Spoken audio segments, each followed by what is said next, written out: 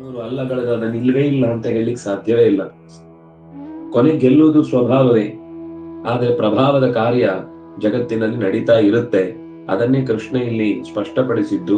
ಹೊರಗಿನ ಶರೀರ ಆಸುರಿ ಯೋನಿ ಅನ್ನೋದು ಅವನಿಗೆ ಮೌಢ್ಯದಿಂದ ಮತ್ತೆ ಮತ್ತೆ ಪ್ರತಿ ಜನ್ಮದಲ್ಲೂ ಬರ್ತಾ ಹೋಗುತ್ತೆ. ಮಾಂ ಅಪ್ರಾಪ್ಯೈವ. ಬಹಳ ಜನ ಇದು ಮಧ್ವಾಚಾರ್ಯರ ಕಲ್ಪನೆ, ನರಕ, ಅಂಧನ್ ತಮಸ್ಸು ಇತ್ಯಾದಿಗಳೆಲ್ಲ ಶಾಸ್ತ್ರದಲ್ಲಿ ಎಲ್ಲೂ ಹೇಳೇ ಇಲ್ಲ. ಅಂಧನ್ ತಮ ಪ್ರವಿಶಂತಿ ಅವಿದ್ಯಾಮುಪಾಸತೆ ತಥೋ ಭೂಯವತೆ ತಮೋಯವ ವಿದ್ಯಾಯಾಂಗ್ರತಾ ಅನ್ನುವಲ್ಲಿ ಉಪನಿಷತ್ತು ಹೇಳಿದೆ, ಅದು ಮರ್ತು ಬಿಡ್ತಾರೆ. ಆದ್ರೆ ಮಧ್ವರು ಕಲ್ಪಿಸಿದಂತಹ ನಿತ್ಯ ನಾರಕಿಗಳ ಬಗ್ಗೆ ನಮಗೆ ಆಕ್ಷೇಪ ಇರುವುದು. ಆದ್ರಿಂದಾಗಿ ನಾವು ಅವರ ಚಿಂತನೆಗಳನ್ನ ಒಪ್ಪಲ್ಲ. ಹಾಗಾದ್ರೆ ಕೃಷ್ಣನನ್ನು ಕೂಡ ನಾವು ದೂರ ಇಡಬೇಕಾಗತ್ತೆ.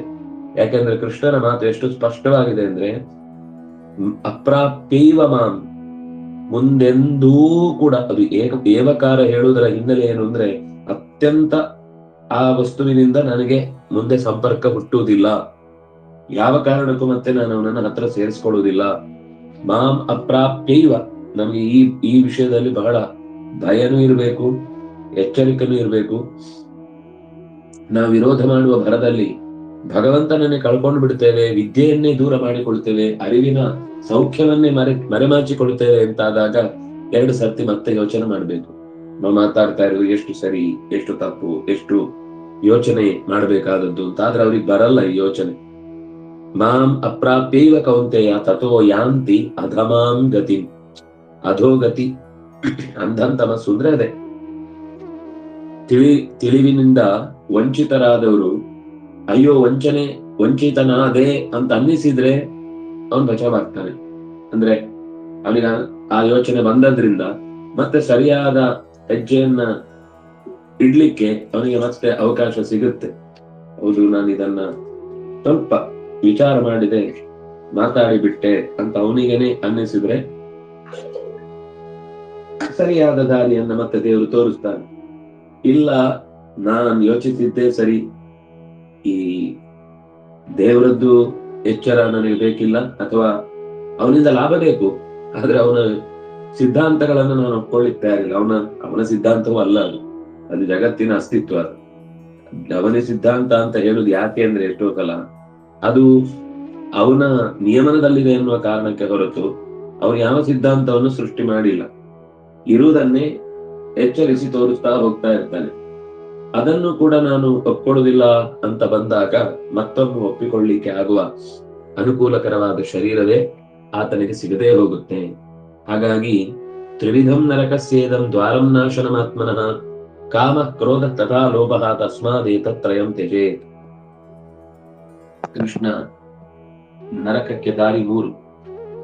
ತ್ರಿವಿಧಂ ನರಕಸ್ಯೇದಂ ದ್ವಾರಂ ನಾಶನಮಾತ್ಮನಃ. ನಾವು ತುಂಬಾ ಸಾತ್ವಿಕರೇ ಇರ್ತೇವೆ, ಆದ್ರೆ ಕೋಪ ಬಂದಾಗ ಮಾತ್ರ ನಮ್ಮ ಆ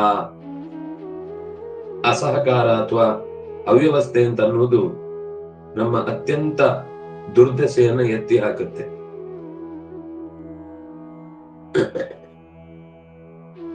ನಮ್ಮ ಆಲೋಚನೆಗಳಲ್ಲಿ ಇರುವಂತಹ ದೌಷ್ಟ್ಯವನ್ನ ಅದು ಹೊರಗೆ ಎತ್ತಿ ಹಾಕುತ್ತೆ.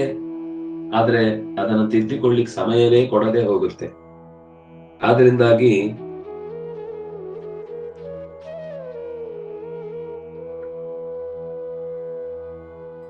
ಇಲ್ಲಿ ನಾವೊಂದು ಆಚಾರ್ಯರ ಮಾತು ನೋಡ್ಬೇಕಾಗಿದ್ದದ್ದು ಬಾಕಿ ಹಿಂದಿನ ಸಾಲಿನಲ್ಲಿ ಸ್ವಲ್ಪ ಮೇಲೆ ಇದೆ. 18ನೇ ಶ್ಲೋಕ ಆದ ತಕ್ಷಣ ಮಾಂ ಆತ್ಮ ಪರದೇಹೇಶು ಅಪಿ ಇತಿ ನ ಕಸ್ಯಚಿತ್ ವಿಷ್ಣು ಕಾರಯಿತ. ಕಸ್ಯಚಿತ್ ಯಾರಿಗೂ ವಿಷ್ಣು ಕಾರಕ ಅಲ್ಲ. ಯದಿ ಸ್ಯಾತ್ ಮಮಾಪಿ ಇದಾನಿಂ ಕಾರಯಿತ್ವಾದಿ. ಅವನು ಮಾಡ್ತಾನೆ ಅಂತಂದ್ರೆ ನನ್ನ ಹತ್ರವೂ ಕೂಡ ಅಂತ ಜಗತ್ತಿನ ಎಲ್ಲ ನಿಯಮನಗಳನ್ನು ಮಾಡುವ ಶಕ್ತಿ ಇದೆ. ಈಶ್ವರೋ ಯದಿ ಸರ್ವಸ್ಯ ಕಾರಕ ಕಾರಯಿತಮಾಂ ಉದ್ಯೇತಿ ವಾದಿನಂ ಬ್ರೂಯಾತ್ ಸದಾಧೋ ಯಾಸ್ಯತೀತಿ ಹಾ. ಭಗವಂತನೇ ಮಾಡುವುದಾದ್ರೆ ನಾನು ಯಾಕೆ ಆಗಬಾರದು? ಇವತ್ತಲ್ಲದೆ ಇದ್ರು ನಾಳೆ ಆದ್ರೂ ಕೂಡ ನನಗೆ ಈ ಕಾಲಯಿತೃತ್ವ ಅನ್ನೋದು ಬಂದೇ ಬರುತ್ತೆ ಅಂತ ಯಾರು ಸಾಧಿಸ್ತಾ ಇರ್ತಾನೋ ಅವನಿಗೆ ಯಾವತ್ತೂ ಈ ಜಗತ್ತಿನ ನಿಯಮಗಳ ಬಗ್ಗೆ ಅರ್ಥವೇ ಆಗುದಿಲ್ವೋ ಅವನು ಯಾಸ್ಯತಿ ಅಥವಾ ಅವನು ಮತ್ತೆ ಈ ಜಗತ್ತಿನ ವ್ಯವಸ್ಥೆಯ ಬಗ್ಗೆ ಈ ವಿರೋಧಗಳ ಬಗ್ಗೆ ಮತ್ತೆ ಮತ್ತೆ ಮಾತಾಡ್ತಾ ಕೆಳಗೆ ಕಳೆದು ಹೋಗ್ತಾನೆ. ಇದು ಯಾಸ್ಕ ಶ್ರುತಿ, ಇದು ಸಾಮವೇದದಲ್ಲಿ ಬರುವ ಒಂದು ಯಾಸ್ಕ ಶ್ರುತಿ. ಅದ್ಯೇತಿ, ಒಂದು ವೇಳೆ ಈಶ್ವರನೇ ಈಗ ಕಾರಕ ಹೌದಾದ್ರೆ ಮುಂದೆ ಒಂದು ದಿವಸ ಆ ಪೋಸ್ಟಿಗೆ ನಾನು ಬರ್ತೇನೆ, ನಾನು ಆ ಪೋಸ್ಟಿಗೆ ಕಾಲಿಟ್ಟು ಖಂಡಿತ ಇಡೀ ಈ ವಿಶ್ವವನ್ನ ನನ್ನ ವಶಕ್ಕೆ ತಂದುಕೊಳ್ತೇನೆ ಅಂತ ಯಾರು ಮಾತಾಡ್ತಾನೋ ಅವನು ದುಡುಕಿನ ಕತ್ತಲೆಯ ಹೆಜ್ಜೆಯನ್ನ ಇಡ್ಲಿಕ್ಕೆ ಶುರು ಮಾಡಿದ್ದಾನೆ ಅಂತ ಅರ್ಥ. ಅಂದ್ರೆ ಕೆಲವೊಂದ್ಸರ್ತಿ ಬಾಯಿ ಬಿಟ್ಟು ಹೇಳದೇ ಇರ್ಬೋದು ದೇವರ ಬಗ್ಗೆ ವಿರೋಧ, ಆದ್ರೆ ಅದನ್ನೆಲ್ಲ ನಾನು ನಂಬಲ್ಲ. ನಮ್ಮ ಪ್ರಯತ್ನ ನಮ್ಮ ಬಲ, ನಾವು ಏನ್ ಮಾಡ್ತೇವೋ ಅದಕ್ಕೆ ಸರಿಯಾಗಿ ಜಗತ್ತಿರುವುದು ಅಂತ ಭೌತಿಕವಾದ ಉದಾಹರಣೆಗಳ ಮೂಲಕನೇ ಇಡೀ ಜಗತ್ತಿನ ಅಸ್ತಿತ್ವವನ್ನ ನಿರಾಕರಣೆ ಮಾಡ್ತಾ ತನ್ನ ಅಸ್ತಿತ್ವಕ್ಕೆ ಮಾತ್ರ ಬೆಲೆ ಇದೆ, ಬೇರೆ ಯಾವುದಕ್ಕೂ ಬೆಲೆ ಇಲ್ಲ ಅನ್ನುವಂತೆ ನಡ್ಕೊಳ್ಳುವಂತಹ ಒಂದು ದುರ್ವರ್ತನೆ ನಮಗೆ ಕಾಣುತ್ತೆ. ಸರಿ, ಮುಂದೆ ಹೋಗೋಣ. ಇದು ಯಾಸ್ಕ ಶ್ರುತಿಯಲ್ಲಿ ಬಂದ ಮಾತು. ಮುಂದೆ ಕೃಷ್ಣ 3 ದಾರಿಯನ್ನು ಹೇಳ್ತಾ ಬಂದ. ತ್ರಿವಿಧಂ ನರಕಸ್ಯೇದಂ ದ್ವಾರಂ ನಾಶನಮಾತ್ಮನಃ ಕಾಮಃ ಕ್ರೋಧಃ ತಥಾ ಲೋಭಃ ತಸ್ಮಾತ್ ಏತತ್ ತ್ರಯಂ ತ್ಯಜೇತ್. 3 ಇದು ಪರಮಾತ್ಮನನ್ನ ಕಳ್ಕೊಳ್ಳುವ ದಾರಿ, ನನ್ನನ್ನು ನನಗೆ ನಾನು ಶತ್ರುವನ್ನಾಗಿಸುವ ದಾರಿ, ಒಂದು ರೀತಿ ಅರಿವಿನಿಂದ ಎಂದೂ ಕೂಡ ಮತ್ತೆ ಅದರ ಕಡೆಗೆ ಮರಳಿ ಹೊರಳದ ರೀತಿ ಕತ್ತಲೆ ಎಡೆಗೆ ಸಾಗುವ ದಾರಿ. ಇದು ನರಕದ ಬಾಗಿಲು. ಕಾಮ, ಕ್ರೋಧ ಮತ್ತು ಲೋಭ, ಎಷ್ಟು ಸಾಧ್ಯವೋ ಅಷ್ಟು ಬೇಡದ ಬಯಕೆಗಳು, ನಾನು ಅಂದುಕೊಂಡಂತೆ ಎಲ್ಲವೂ ನಡೀಬೇಕು, ನನ್ನ ಆಲೋಚನೆ ಮಾತ್ರ ಸರಿ, ನನ್ನ ಆಲೋಚನೆಗೆ ವಿರುದ್ಧವಾದದ್ದು ಏನಿದ್ರು ಕೂಡ ಅದನ್ನು ನಾನು ನಿರಾಕರಿಸ್ತೇನೆ ಅಂತ ಲೋಕದಲ್ಲಿ ಇವತ್ತಿಗೂ ಅನೇಕ ಕ್ಷೇತ್ರಗಳಲ್ಲಿ ನಾವು ನೋಡುತ್ತೇವೆ. ಅವ್ರು ಯಾವುದೋ ಒಂದನ್ನ ಅನುಸರಿಸ್ತಾ ಇರ್ತಾರೆ, ಇಡೀ ಜಗತ್ತಿಗೆ ಅದನ್ನ ಹೇರ್ತಾ ಇರ್ತಾರೆ.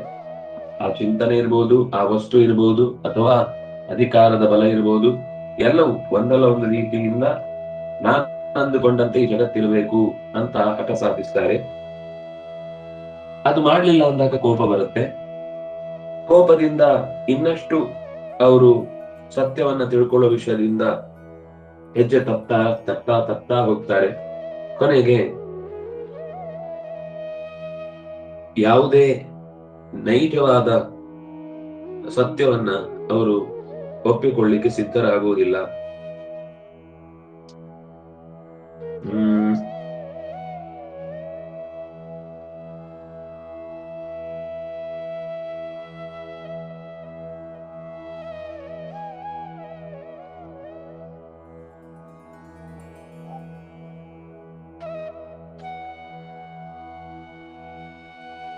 ಸರಿ, ಇದರ ತಾತ್ಪರ್ಯ ಕೊನೆಗೆ ಒಟ್ಟಿಗೆ ಎಲ್ಲದರ ಜೊತೆಗೆ ನೋಡೋಣ, ಶ್ಲೋಕ ಮುಗಿಸ್ಕೊಳ್ಳೋಣ.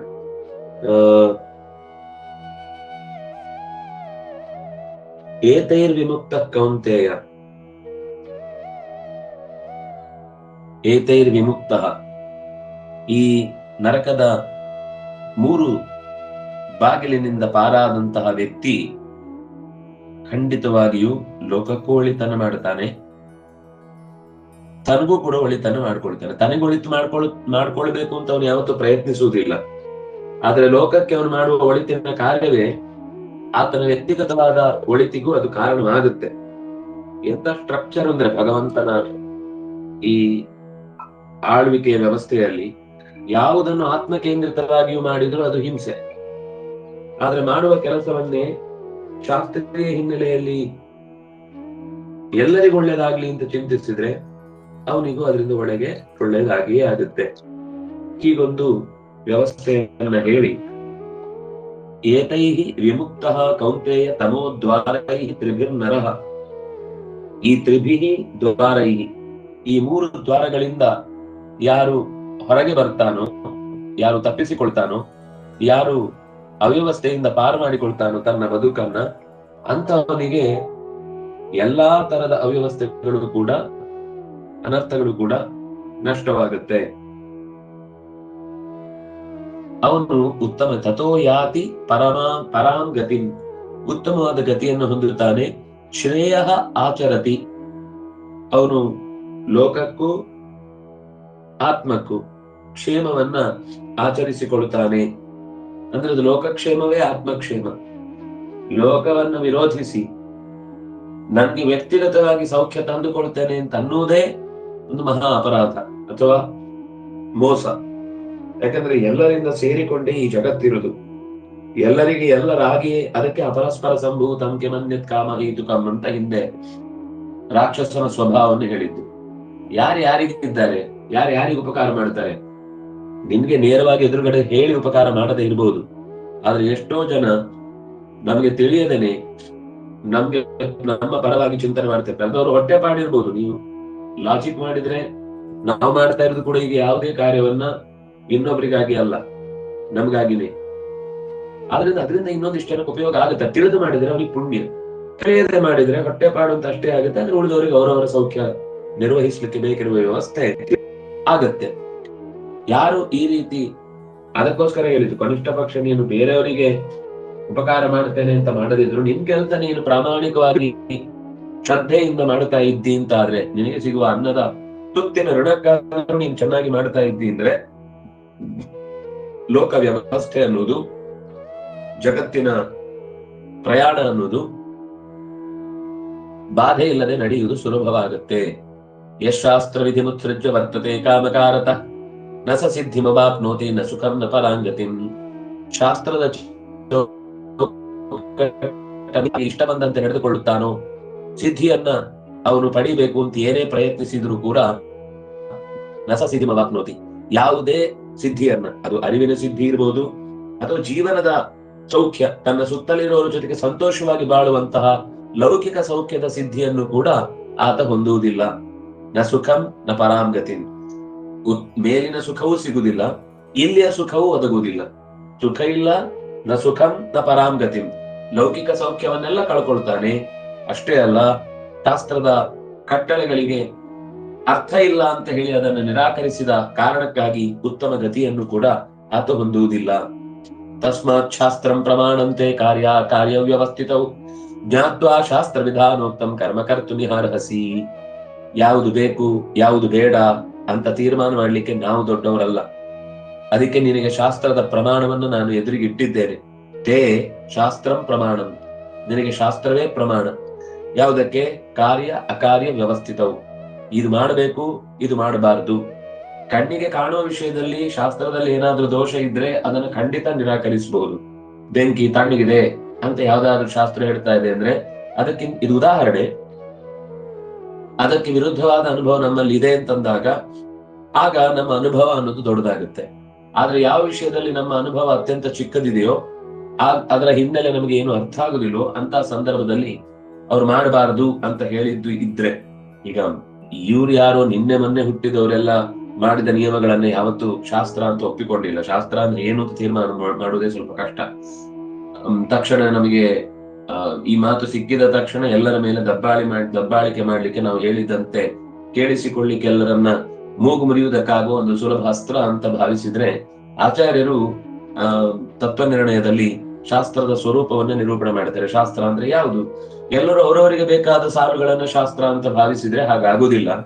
ಯಾವುದರಿಂದ ಭಗವಂತನ ಪ್ರಜ್ಞೆ ಜಾಗೃತವಾಗುತ್ತೋ, ಯಾವುದರಿಂದ ಲೋಕದ ವ್ಯವಸ್ಥೆ ಅನ್ನೋದು ಹಾಳಾಗುದಿಲ್ವೋ, ಯಾವುದರಿಂದ ಲೋಕಕ್ಕೆ ಉಪಕಾರ ಆಗುವುದರ ಜೊತೆಗೆ ಆತ್ಮ ಸಹಕಾರಿಯಾಗುತ್ತೋ ಅಂತಹದ್ದೆಲ್ಲ ಶಾಸ್ತ್ರ.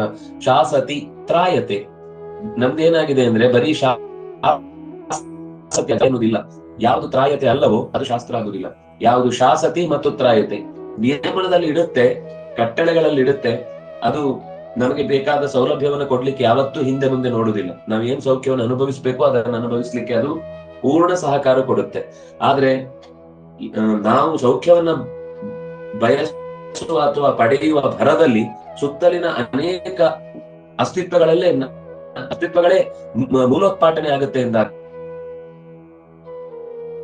ಅದು ನಮ್ಮ ಸುತ್ತಲಿನ ಶಕ್ತಿಗಳನ್ನ ಅಥವಾ ವಸ್ತುಗಳನ್ನ ನಿರ್ನಾಮ ಮಾಡುವುದಕ್ಕೆ ನಮಗೆ ಪರ್ಮಿಷನ್ ಇಲ್ಲ. ಹಾಗಾಗಿ ಯಾವುದು ಶಾಸತಿ ತ್ರಾಯತೆ, ನಮ್ಮನ್ನು ನಾವು ನಿಯಂತ್ರಣದಲ್ಲಿ ಇಟ್ಕೊಳ್ಳಿಕ್ಕೂ ಆಗುತ್ತೆ ಮತ್ತು ಅದರಿಂದಲೇ ನಮಗೆ ರಕ್ಷಣೆಯೂ ಆಗುತ್ತೆ ಅಂತ ಇದ್ದಾಗ ಅದನ್ನ ಶಾಸ್ತ್ರ ಅಂತ ಕರೆಯುವಂತಹದ್ದು. ಅದರ ವಿವರಣೆಯನ್ನ ನಾವು ಬೇರೆ ಕಡೆ ನೋಡ್ಲಿಕ್ಕಾಗತ್ತೆ. ಒಟ್ಟಂತೂ ಕೃಷ್ಣ ಇಲ್ಲಿ ಹೇಳಿದ್ದು ಜ್ಞಾತ್ವಾ ಶಾಸ್ತ್ರ ವಿಧಾನೋಕ್ತಂ ಕರ್ಮ ಕರ್ತುಮಿ ಅರ್ಹಸಿ, ಅದರಿಂದಾಗಿ ಶಾಸ್ತ್ರದ ಕಟ್ಟಳೆಯನ್ನ ಸರಿಯಾಗಿ ಕಲಿತು ಆ ಕರ್ಮದ ಹಿನ್ನೆಲೆಯಲ್ಲಿ ಒಳಿತು ಕೆಡುಕುಗಳು ಏನಾಗತ್ತೆ ಅನ್ನೋದನ್ನ ಅರಿತು ಅದನ್ನು ಮಾಡು, ತಿಳಿಯದೆ ಮಾಡಬೇಡ. ಜ್ಞಾತ್ವಾ ಶಾಸ್ತ್ರ ವಿಧಾನೋಕ್ತಂ ಕರ್ಮ ಕರ್ತುಮಿ ಅರ್ಹಸಿ, ತಿಳಿದು ಮಾಡು, ಮಾಡಿ ಅನುಭವಿಸು, ನಂತರ ಅದನ್ನು ನಂಬು. ಹಾಗಂತ ಹೇಳಿ ಕೆಲವು ವಿಷಯದಲ್ಲಿ ಅದಕ್ಕೆ ನಾನು ಹೇಳಿದ್ದು, ಅದನ್ನ ಇನ್ನೊಂದು ಕಡೆ ಹೇಳುವಾಗ ಜ್ಞಾತ್ವಾ ಪ್ರಾರಭ್ಯ ಕುರುವೀತ ಹ್ಯಕುರುವಾಣೋ ವಿನಶ್ಯತಿ ಅಂತ ಒಂದು ಕಡೆ ಮಾತಿದೆ. ತಿಳಿದೇ ಕೆಲಸವನ್ನ ಮಾಡಬೇಕು ಅಂತ ಆದ್ರೆ ಮಾಡೋ ಮುಂಚೆ ಅದನ್ನ, ಅದು ದೊಡ್ಡವರ ಮಾತು ಅಂದಾಗ ಯಾರ್ಯಾರೋ ಹೇಳಿದ್ದಕ್ಕೆ ಅಷ್ಟು ತಲೆ ಕೆಡಿಸ್ಕೊಳ್ಬೇಕಾಗಿಲ್ಲ. ಅದು ಶಾಸ್ತ್ರದ ಮಾತು ಅಂತಂದಾಗ ಸ್ವಲ್ಪ ನಂಬಿಕೆಯಿಂದಲೇ ಮಾಡಬೇಕಾಗತ್ತೆ. ಮೊದಲು ಅಂದ್ರೆ ನಮಗೆ ಮೊದಲು ಆರಂಭದ ಸ್ಟೇಜ್ ಅನ್ನು ಹೇಳುದು, ನಂಬದೆ ಮಾಡ್ತಾ ಹೋದ್ರೆ ಅದು ಫಲ ನಮ್ಮಲ್ಲಿ ಅನುಭವಕ್ಕೆ ಬರುವುದಿಲ್ಲ. ಅದನ್ನ ನಂಬಿ ಮಾಡ್ಲಿಕ್ಕೆ ಶುರು ಮಾಡಿದ್ರೆ ಅದರ ವಿಷಯದಲ್ಲಿ ನಮಗೆ ಅನುಭವ ಶುರುವಾಗುತ್ತೆ. ಹೌದು, ಕರೆಕ್ಟ್, ಇದು ಕೂಡ ಒಂದು ತಾತ್ಕಾಲಿಕವಾಗಿ ನಮಗೆ ಏನೋ ಒತ್ತಡ ಹಾಕಿದ ಹಾಗೆ ಕಾಣಿಸಿದ್ರು ಕೂಡ ದೂರದೃಷ್ಟಿಯಲ್ಲಿ ಇದರಲ್ಲಿ ನಮಗೆ ಬೇಕಾದಷ್ಟು ಒಳಿತನ್ನೇ ಬಯಸ್ತಾ ಇದೆ, ಈ ಮಾತುಗಳಲ್ಲಿ ಹಿತವೇ ಇದೆ ಅಂತ ಗೊತ್ತಾಗುತ್ತೆ. ಈ ಅಂಶಗಳನ್ನ ಗಮನಿಸಿ ಯಾವುದೇ ರೀತಿಯ ಹಿಂಸೆ ಆಗ್ತಾ ಇದೆ ಅಂದ್ರೆ ಜಗತ್ತಿಗೆ, ಅದು ಶಾಸ್ತ್ರ ಆಗ್ಲಿಕ್ಕೆ ಸಾಧ್ಯ ಇಲ್ಲ. ಯಾರಿಗಾದ್ರೂ ಅವರ ವ್ಯಕ್ತಿತ್ವಕ್ಕೆ ಧಕ್ಕೆ ತರ್ತಾ ಇದೆ ಅಂದ್ರೆ ಅದು ಶಾಸ್ತ್ರದ ಮೂಲ ಆಗ್ಲಿಕ್ಕೆ ಸಾಧ್ಯ ಇಲ್ಲ. ಅವರ ಅರಿವಿನ ದಾರಿಗೆ ಬೆಳಕನ್ನು ಚೆಲ್ಲಬೇಕು ಮತ್ತು ವ್ಯತ್ಯಸ್ತವಾದಂತಹ ಕಷ್ಟದ ದಾರಿಗೆ ಅದು ಸುಲಭವಾದ ಬೆಳಕಿನ ಅಥವಾ ಸೌಖ್ಯದ ಮಾರ್ಗವನ್ನು ಕಲ್ಪಿಸಬೇಕು. ಹಾಗಿದ್ದಾಗ ಅದರ ಒಂದು ಸ್ವರೂಪವನ್ನು ನಾವು ಅರ್ಥ ಮಾಡಿಕೊಳ್ಳಲಿಕ್ಕಾಗತ್ತೆ. ಆಚಾರ್ಯರ ಮಾತು ಈ ಹಿಂದಿನ ಸಾಲಿನಲ್ಲಿದೆ, ಅದನ್ನು ನಾವು ಗಮನಿಸಬೇಕಾದ್ದು. ಇದು ಇಡೀ ಅಧ್ಯಾಯದ ಸಾರ ಇಲ್ಲಿ ತನಕ ಹೇಳಿದ್ದು. ಈಗ ನಮಗೆ ಮೇಲೆ ಕೇವಲ ಭಾಷ್ಯದ ಮಾತುಗಳು ಬಂತು, ಇಲ್ಲಿ ತನಕ ಆಚಾರ್ಯರ ತಾತ್ಪರ್ಯದ ಮಾತುಗಳು ಬಂದಿರಲಿಲ್ಲ. ಅದನ್ನ ಈ ಸಾಲು ಹೇಳ್ತಾ ಇದೆ. ಯೇ ಅತಿಮಾನೇನ ಮನ್ಯಂತೆ ಪರಮೇಶೋ ಅಹಂ ಇತ್ಯಪಿ, ಯಾರು ನಾನೇ ಪರಮೇಶ್ವರ, ನಾನೇ ಎಲ್ಲವನ್ನ ನಡೆಸುವವನು ಅಂತ ಮನ್ಯಂತೆ, ಪರಮೇಶ ಅಹಂ ಇತಿ ಮನ್ಯಂತೆ ತದಪಿ ಮಿಥ್ಯಾ. ಅಷ್ಟೇ ಅಲ್ಲ, ಅದರ ಜೊತೆಗೆ ಪರಮೇಶ ನಾನು ಅಂತ ಹೇಳುದು ಮಾತ್ರ ಅಲ್ಲ, ಜಗದಿದಂ ಮಿಥ್ಯಾ ಸರ್ವಂ ಭ್ರಮಜತ್ವಾತ್ ನ ತಿಷ್ಠತಿ, ಎಲ್ಲವೂ ಭ್ರಮದಿಂದ ಹುಟ್ಟಿದ್ದಾದ್ರಿಂದಾಗಿ ಇದು ನಿಲ್ಲುವುದಿಲ್ಲ ಅಂತ ಯಾರು ಹೇಳ್ತಾನೋ, ಮಿಥ್ಯಾತ್ವಾನ್ ನೇಶ್ವರೋಸ್ಯಾಸ್ತಿ ಪರೇಭ್ಯೋಪಿ ನ ಜಾಯತೆ, ಈ ಜಗತ್ತು ಮಿಥ್ಯಾ ಆದ್ರಿಂದಾಗಿ ಕೊನೆಗೆ ಅದರ ತಾತ್ಪರ್ಯ ಏನು ಅಂದ್ರೆ, ಈಶ್ವರನಿಗೆ ಯಾವುದೇ ಗುಣ ಇಲ್ಲ ಅಂದ್ರೆ ಈಶ್ವರನಿಗೆ ಸರ್ವೇಶ್ವರತ್ವ ಅನ್ನುವ ಗುಣ ಇಲ್ಲ, ಈಶ್ವರನಲ್ಲಿ ಸರ್ವಜ್ಞತ್ವ ಅನ್ನುವ ಗುಣ ಇಲ್ಲ, ಈಶ್ವರನಲ್ಲಿ ಸರ್ವ ವ್ಯಾಪ್ತಿ ಅನ್ನುವ ಗುಣ ಇಲ್ಲ, ಈಶ್ವರನಲ್ಲಿ ನಮ್ಮನ್ನ ಪ್ರೀತಿಸ್ತಾನೆ ಅನ್ನುವ ಗುಣ ಇಲ್ಲ, ಈಶ್ವರನಲ್ಲಿ ನಮ್ಮ ಮೇಲೆ ಕರುಣೆ ಬರುತ್ತೆ ಅನ್ನುವ ಗುಣ ಇಲ್ಲ. ಅಂದ್ರೆ ಎಲ್ಲಾ ಗುಣಗಳು ಮಿಥ್ಯ. ಜಗತ್ತೇ ಮಿಥ್ಯ ಆದ್ಮೇಲೆ ಅದನ್ನು ಸೃಷ್ಟಿ ಮಾಡಿದವನ ವ್ಯಕ್ತಿತ್ವ ಎಲ್ಲಿದೆ, ಏನಿದೆ, ಹೇಗಿದೆ, ಎಷ್ಟಿದೆ, ಯಾವಾಗ ಇದೆ, ಯಾವುದೂ ಇಲ್ಲ ಜಗತ್ತಿನಲ್ಲಿ. ಪರೇಭ್ಯೋಪಿನ ಜಾಯತೆ, ದೇವರಲ್ಲಿ ಈ ಐಶ್ವರ್ಯ ಇಲ್ಲ ಅಂತಂದ್ಮೇಲೆ ಇನ್ಯಾರಲ್ಲಿ ಇರುತ್ತೆ? ಯಾಕಂದ್ರೆ ಯಾರು ಇಲ್ಲವೇ ಇಲ್ಲ.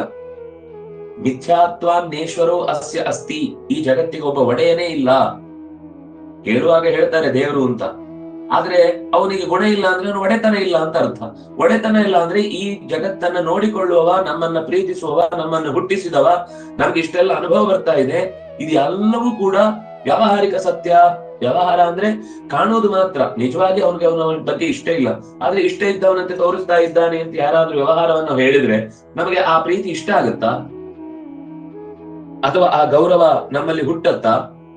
ಅವ್ರು ನಮ್ಮನ್ನು ತುಂಬಾ ಗೌರವಿಸ್ತಾ ಇದ್ದಾನೆ, ಆದ್ರೆ ಅದು ವ್ಯಾವಹಾರಿಕ ಗೌರವ. ಯಾರಿಗಾದ್ರೂ ಇಷ್ಟ ಆಗುತ್ತಾ?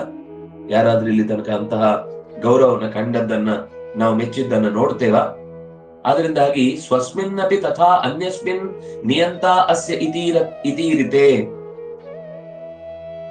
ತನ್ನಲ್ಲಿಯೂ ಅನ್ಯಸ್ಮಿನ್, ತನ್ನಲ್ಲಿಯೂ ಇನ್ನೊಬ್ಬರಲ್ಲಿಯೂ ಅನ್ಯ ನಿಯಂತ ನಾಸ್ತಿ, ಎಲ್ಲಿಯೂ ಕೂಡ ಯಾವುದಕ್ಕೂ ನಿಯಂತ್ರವೇ ಇಲ್ಲ. ಪ್ರದ್ವಿಷಂತಿ ಅಸುರಾಸ್ತೇಷು ತೇತು ಸರ್ವೇ ಯಾಂತಿ ಅಧರಂ ತಮಃ. ಅವರು ನಾಯಕತ್ವವನ್ನೇ ಒಪ್ಪಿಕೊಳ್ಳುವುದಿಲ್ಲ ಬೇರೆಯವರದ್ದು, ಆದ್ರೆ ಅವರು ನಾಯಕರಾಗ್ತಾರೆ. ಅವರೆಲ್ಲರನ್ನು ಕೂಡ ನಿಯಂತ್ರಿಸುವುದಕ್ಕೆ ಬೇಕಿರುವಂತಹ ತಮ್ಮ ಭೋಗಗಳನ್ನು ಅನುಭವಿಸ್ಲಿಕ್ಕೆ ಮಿಥ್ಯಾ ಅಂತ ಹೇಳಿದವರು ಅವರಿಗೆ ಆಸ್ತಿ ಬೇಕಾದಷ್ಟು ಮಾಡಿಕೊಡ್ತಾರೆ. ಅವರು ಈ ಜಗತ್ತಿನ ಎಲ್ಲಾ ವ್ಯವಸ್ಥೆಗಳನ್ನ, ವೈರಾಗ್ಯವನ್ನ ಬೇರೆಯವರಿಗೆ ಬೋಧಿಸಿ ತಮ್ಗೆ ಬೇಕಾದ್ದನ್ನೆಲ್ಲ ಮಾಡಿಕೊಳ್ತಾ ಇರ್ತಾರೆ. ಪೂಜೆ ಪುರಸ್ಕಾರ ಮಾಡ್ತಾರೆ, ಅನುಷ್ಠಾನ ಮಾಡ್ತಾರೆ, ಸಿದ್ಧಿ ಬರುತ್ತೆ ಅಂತಾರೆ, ಅದರಿಂದ ಸುಖವನ್ನು ಅನುಭವಿಸ್ತಾರೆ. ಸುಖ ಅನುಭವಿಸ್ತಾ ಸುಳ್ಳು ಸುಳ್ಳು ಅಂತ ಹೇಳ್ತಿರ್ತಾರೆ. ಯಾರು ಹೇಳಿದ್ದು ಜಗತ್ತಿನಲ್ಲಿ ಅನುಭವಿಸಿದ ಸುಖ ದುಃಖಗಳು ಅಂಥವರು ನಿಜವಾಗಿಯೂ ಕತ್ತಲೆಯ ಬಾಗಿಲನ್ನು ತಟ್ತಾ ಇದ್ದಾರೆ ಅಂತ ಅರ್ಥ. ತೇ ಅಸುರಾಹ, ಅವರು ಅಸುಶುರವಂತೆ, ಇಂದ್ರಿಯದ ಸುಖಗಳೇ ಪರಸುಖ ಅಂತ ಭಾವಿಸ್ತಾರೆ, ಮತ್ತೆ ಇಂದ್ರಿಯಗಳು ಸುಳ್ಳು ಅಂತ ಹೇಳ್ತಾರೆ. ಅಯೋಗ್ಯೇಶತ್ವ ಕಾಮತ್ವಾತ್, ಯಾವುದರಲ್ಲಿ ನಮಗೆ ನಿಜವಾಗಿಯೂ ಒಡೆತನ ಇಲ್ಲವೋ ಅಲ್ಲಿ ನಾವು ಒಡೆಯರು ಅನ್ನುವ ಬಯಕೆಯನ್ನ ತಾಳ್ತಾರೆ. ಲೋಭಾಚ್ಚ ಆತ್ಮ ಸಮರ್ಪಣೆ, ಆದ್ರೆ ತಮ್ಮನ್ನು ಎಂದಿಗೂ ಇನ್ನೊಬ್ಬರಿಗೆ ಸರೆಂಡರ್ ಮಾಡುವುದಿಲ್ಲ. ಹೇಳುವಾಗ ಮಾತ್ರ ಅದು ನಾನೇ ಸರ್ವಸ್ವ ಅಂತ ಹೇಳುವಾಗ ಸರೆಂಡರ್ನೆಸ್ ಎಲ್ಲಿ ಬರುತ್ತೆ? ಅದಕ್ಕೆ ಶರಣಾಗುವುದು ಸುಮ್ಮನೆ ಮಾತು, ಅದು ಬಾಯಿ ಮಾತು. ನಾನು ಇನ್ನೊಂದು ವ್ಯಕ್ತಿ ಆಗುವುದು ಅನ್ನುವುದು ಅದು ಸರೆಂಡರ್ ಆಗ್ಲಿಕ್ಕೆ ಸಾಧ್ಯವೇ ಇಲ್ಲ. ನಾನು ನನ್ನತನವನ್ನು ಇಟ್ಟುಕೊಂಡೇ, ನನ್ನ ಅವಗುಣಗಳನ್ನು ಒಪ್ಪಿಕೊಂಡೇ, ನನ್ನಲ್ಲಿರುವ ಮಿತಿಯನ್ನ ಕಲ್ಪಿಸಿಕೊಂಡೇ ಸಮರ್ಪಣೆ ಮಾಡುವುದು ಅನ್ನುವುದು ಸರೆಂಡರ್ನೆಸ್. ಅದು ಬಿಟ್ಟು ಇನ್ನೊಂದು ರೀತಿಯಿಂದ ನಾನೇ ಎಲ್ಲವೂ ಆಗ್ತೇನೆ ಅಂತ ಅನ್ನೋದು ಅದು ಸರೆಂಡರ್ನೆಸ್ ಅಂತ ಅನಿಸುವುದಿಲ್ಲ. ಅದು ಕೇವಲ ಒಂದು ಶಬ್ದ ಅಷ್ಟೇ. ನಾವು ಅದಕ್ಕೆ ಸೇರಿಕೊಳ್ಳುವುದು, ಮಿಂಗಲ್ ಆಗುವುದು ಕೇಳಿಕ್ ಚೆನ್ನಾಗಿರುತ್ತೆ. ನಾನು ಚಿಕ್ಕವನಾಗುವುದು ಅಂತ ಅನ್ನೋದು ಯಾರಿಗೆ ಒಪ್ಪಿಗೆ ಆಗುತ್ತೆ? ಮನುಷ್ಯನಿಗೆ. ನಾನು ಸಾಮಾನ್ಯನು ಅಂತ ಅನಿಸಿಕೊಳ್ಳಿಕ್ಕೆ ಯಾರಿಗೆ ಇಷ್ಟ ಆಗುತ್ತೆ? ಇದು ಕೇಳಲಿಕ್ಕೆ ಚೆನ್ನಾಗಿರುತ್ತೆ. ಅದನ್ನಾಗಿ ಹಾಗೆಯೇ ಮನಸ್ಸಿನಲ್ಲಿ ಭ್ರಮೆಯನ್ನು ಹುಟ್ಟಿಸಿಕೊಂಡು ಆತ್ಮ ಸಮರ್ಪಣೆ ವಿಷಯದಲ್ಲಿ ದೂರವಾಗುವಂತಹ ದುಸ್ಥಿತಿಯನ್ನ ಅವರು ನಮಗೆ ಬೋಧಿಸ್ತಾರೆ. ತತ್ವವೇದಿಷು ಕೋಪಾಚ್ಚ ತಮಸ್ತೇಷಾಂನ ದುರ್ಲಭಂ. ಯಾರು ಈ ತತ್ವವನ್ನ ಹೇಳ್ತಾರೋ, ಸಮರ್ಪಣೆ ಮಾಡಿ, ಅವನು ದೊಡ್ಡವನು, ಅವನಿಗಿಂತ ಮೀರಿದ ಮತ್ತೊಂದು ಶಕ್ತಿ ಜಗತ್ತಿನಲ್ಲಿ ಕಾಣ ಸಿಗದು, ಅವನ ಒಡೆತನದ ಅಡಿಯಲ್ಲಿ ನಾವು ನೆರಳಿನಲ್ಲಿ ಸುಖವಾಗಿ ಬದುಕ್ತಾ ಇದ್ದೇವೆ, ಇದರಿಂದಲೇ ನಮಗೆ ಕ್ಷೇಮ ಅಂತ ಹೇಳಿದ್ರೂ ಕೂಡ ಯಾರು ಅದನ್ನ ವಿರೋಧಿಸ್ತಾನೋ ಮತ್ತು ಯಾರು ಅದರ ಸೌಖ್ಯವನ್ನ ಒಪ್ಪಿಕೊಳ್ಳಿಕ್ಕೆ ತಯಾರಿಲ್ವೋ, ಕೋಪ ಮಾಡಿಕೊಳ್ತಾನೋ, ಅವನು ಕೂಡ ಕತ್ತಲೆಯ ತೇಷಾಂ ತಮಃ ನ ದುರ್ಲಭಂ. ಇದ್ಯಾವುದು ಯಾವುದೇ ವ್ಯಕ್ತಿ ಬರೆದು ಹಾಕಿದ ಮಾತಲ್ಲ, ಇದು ಸ್ವತಃ ಬ್ರಹ್ಮವೈವರ್ತ ಪುರಾಣದಲ್ಲೇ ಇರುವ ಮಾತು. ತತ್ವವಾದಿಗಳ ಅದಕ್ಕೆ ನೋಡಿ ಆಚಾರ್ಯರು ಮತ್ತೆ ಇಲ್ಲಿ ಬಳಸುವಾಗ ತತ್ವವೇದಿ, ದ್ವೈತವೇದಿ ಅಂತ ಹೇಳಲೇ ಇಲ್ಲ. ಶಾಸ್ತ್ರಕ್ಕೆ ದ್ವೈತ ಅನ್ನುವ ಶಬ್ದ ಇಲ್ಲವೇ ಇಲ್ಲ. ನಾವಿವತ್ತು ಕಲ್ಪಿಸಿಕೊಂಡದ್ದು ಹೇಳಲಿಕ್ಕೆ ಸುಲಭ ಆಗುತ್ತೆ, ಉಳಿದ ಎರಡು ಮತಗಳ ಜೊತೆಗೆ ಇದನ್ನು ಕೇಳಲಿಕ್ಕೆ ಸುಲಭ ಆಗುತ್ತೆ ಅಂತ. ಆದ್ರಿಂದಾಗಿ ಜ್ಞಾತೆ ದ್ವೈತನ್ನ ವಿದ್ಯತೆ ಅಂತ ಹೇಳಿದ್ದು ಈ ದ್ವೈತದ ಬಗ್ಗೆ, ದ್ವೈತ ಸಿದ್ಧಾಂತದ ಬಗ್ಗೆ ಹೇಳಿದ್ದೇ ಅಲ್ಲ. ಮತ್ತೆ ಅಲ್ಲಿ ಅಕಸ್ಮಾತ್ ದ್ವೈತ ಅನ್ನೋದಕ್ಕೆ ಏನಾದ್ರೂ ಅರ್ಥವನ್ನ ಹೇಳಿದ್ರೆ ಅದು ಸಾಮಾಜಿಕ ಒಬ್ರಿಗಿಂತ ಒಬ್ಬರನ್ನ ಮೇಲೆ ಕೆಳಗೆ ಅಂತ ಹೇಳುವ ಭೇದ ಭಾವದ ಭೇದ ಅಲ್ವೇ ಅಲ್ಲ. ಅದು ವಸ್ತುಗತವಾಗಿ ವಸ್ತುವಿನಲ್ಲಿ ಒಂದಕ್ಕಿಂತ ಒಂದು ಬೇರೆ ಅಂತ ತಿಳಿಲಿಕ್ಕಾಗುವ ಆದ್ರೆ ಎಕ್ಸ್ಕ್ಲೂಸಿವ್ ಕ್ವಾಲಿಟಿ ಬಗ್ಗೆ ಮಾತಾಡಿದ್ದು. ಆದ್ರೆ ಅದನ್ನು ತಿಳ್ಕೊಳ್ಳದೆ ನಾವು ಅದನ್ನು ವಿರೋಧಿಸ್ಲಿಕ್ಕೆ ಶುರು ಮಾಡಿದ್ರೆ, ಅದರ ಮೇಲೆ ಕೋಪ ತಾಳಿದ್ರೆ ನಾವೇ ಎಲ್ಲವನ್ನು ಕಳ್ಕೊಳ್ಳುವುದು. ಅಕ್ಷಾಗಮಾನುಮಾನಾಂಚ ಸೋಕ್ತೇರಪಿ ವಿರೋಧಿನಃ. ಅಕ್ಷ ಅಂದ್ರೆ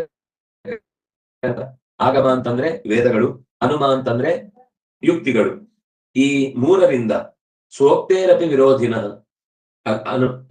ಈ ಮೂರು ಮಾತುಗಳ ಹಿನ್ನೆಲೆಯಲ್ಲಿ ನಮಗೆ ವಿಷಯಗಳು ನಿರ್ಧಾರ ಆಗುತ್ತೆ, ಇದು ಸರಿ ಇದು ತಪ್ಪು ಅಂತ. ಒಂದು ಕಣ್ಣಿನಿಂದ ಕಂಡು ಅಥವಾ ಯಾರದ್ದು ಕಂಡವರ ಮಾತು ಮತ್ತು ನಾವು ಕಂಡು ಮತ್ತೆ ಊಹಿಸುವುದರ ರೀತಿಯಲ್ಲಿ ತಪ್ಪು ಸರಿಗಳನ್ನ ನಾವು ವಿವೇಚನೆ ಮಾಡ್ತೇವೆ.